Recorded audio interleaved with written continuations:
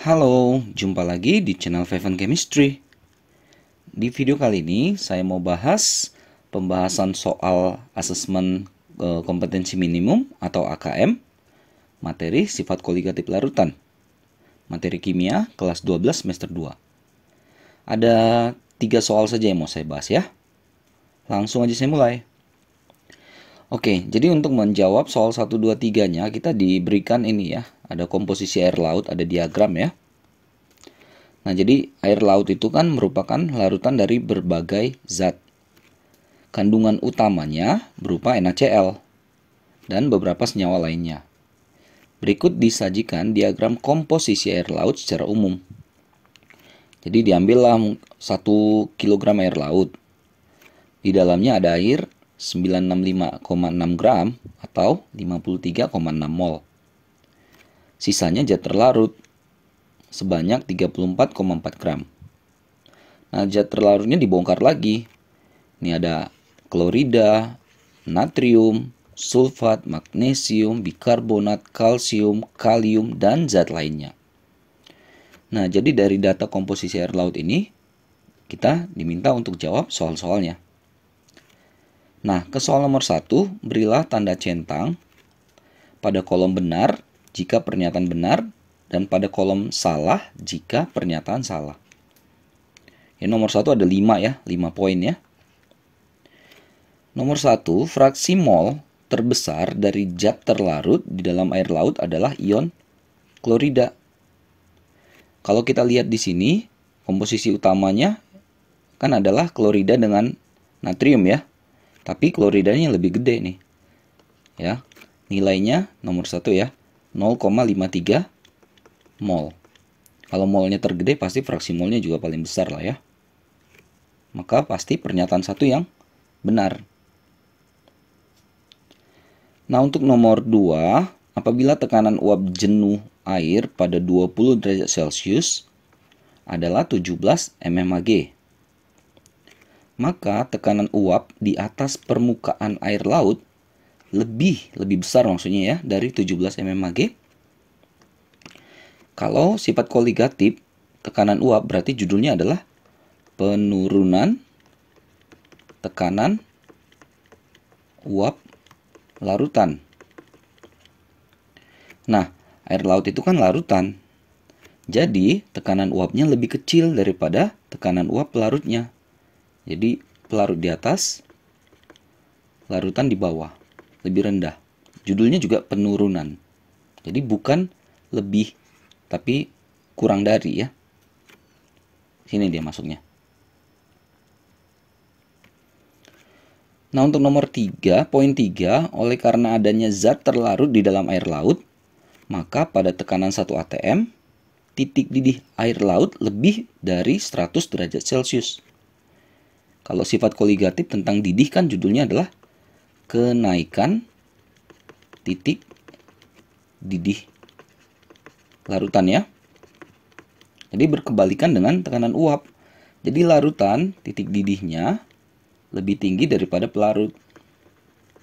Jadi kalau air kan, air pada 1 atm itu mendidih pada 100 derajat Celcius.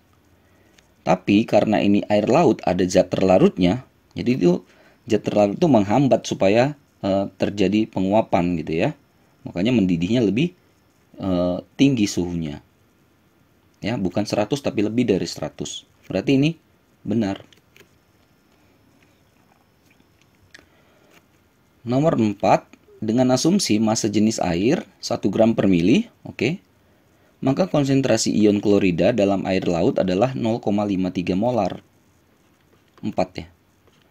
Molaritas adalah mol per volume dalam liter. Mol dari ini ion klorida ya, ini ya.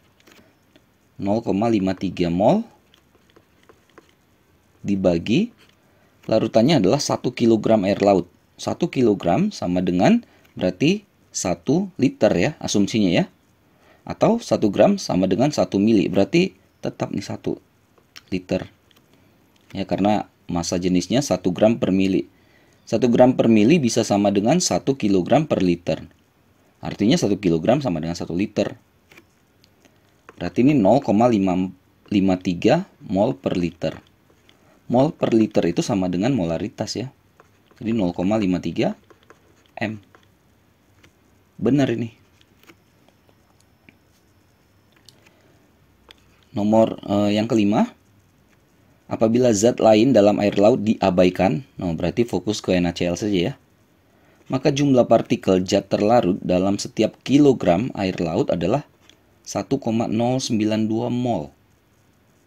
Kalau cuma fokus ke NaCl saja, berarti kloridanya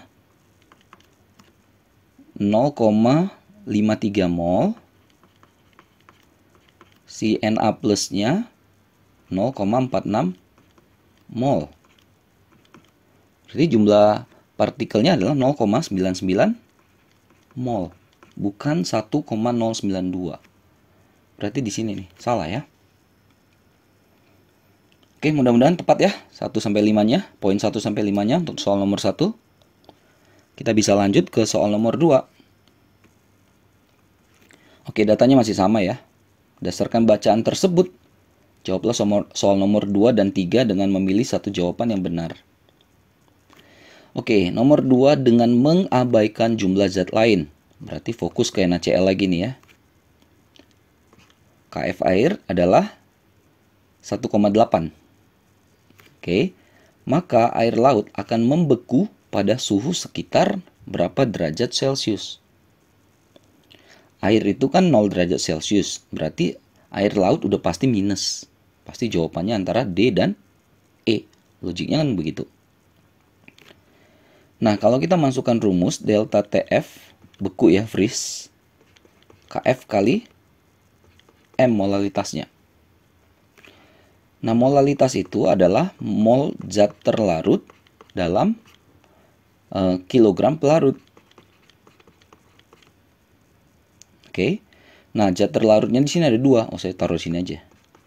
Kf kali molnya yang dipakai adalah mol si Cl- dan mol Na+, karena yang lain katanya diabaikan. Kilogram pelarut, pelarutnya kan di sini air laut, berarti air aja pelarutnya ya. Oke, jadi Kf-nya dikasih 1,86. Cl-nya 0,53, Na plusnya 0,46. Nah, kilogram air ini, airnya 965,6 gram. Bagi 1000 ya, berarti 0,965,6 kilogram. Masukkan ke sini 0,965. Komanya udah habis. 9656. Nah, saya hitung ini dapat hasilnya belum minus lah, 1,907 derajat Celcius ya. Baru TF larutannya ya, si air lautnya. Air laut kan berkurang dari 0 kan? 0 berkurang 1,907. Berarti kan jadi minus 1,907 derajat Celcius lah titik beku dari air laut itu. Ya, jadi yang E ya, -2. Kalau literatur mengatakan air laut itu membeku pada suhu sekitar -2 derajat Celcius. Ini -1,907 derajat Celcius masih masuk akal karena ini kan tadi yang kita pakai cuma NaCl. Zat lainnya kita abaikan. Oke. Nah, untuk nomor 3, dengan menganggap massa jenis air laut 1 gram per mili, tetapannya 0,082 liter atm per mol Kelvin, maka tekanan osmotik air laut pada suhu 27 derajat Celcius adalah berapa atm? Oke, V sama dengan M kali R kali T. Ini juga kita pakai si ini ya, kita pakai si NaCl saja ya. Oke, jadi molaritas itu adalah mol zat terlarut dalam tiap liter larutan. Zat terlarutnya yang kita pakai adalah si mol Cl- dengan mol Na+. liter larutan. Nah, kan dianggap massa jenisnya 1 gram per mili, atau itu rho ya, 1 gram per mili, atau 1 kilogram per liter. Air lautnya kan 1 kilogram.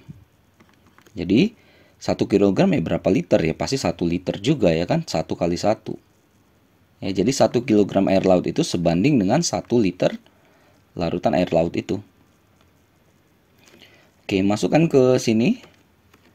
Mol Cl-nya 0,53. Mol Na plusnya 0,46. Volumenya 1 liter. Kali R-nya 0,082.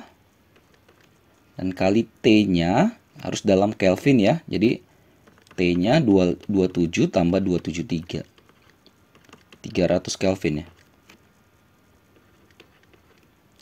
Nah, ini saya hitung, saya dapat 24,354 atm. Atau sekitar 24,4 atm. Opsinya yang B, yang bola. Oke, cuma 3 soal ya. Soal AKM, Assessment Kompetensi Minimum, sifat kualitatif larutan. Mudah-mudahan bisa dimengerti, bisa dipahami, bisa membantu buat kalian yang terutama sedang belajar materi ini. Dan kalau ada salah-salah, mohon maaf, saya cuma niat bantu saja.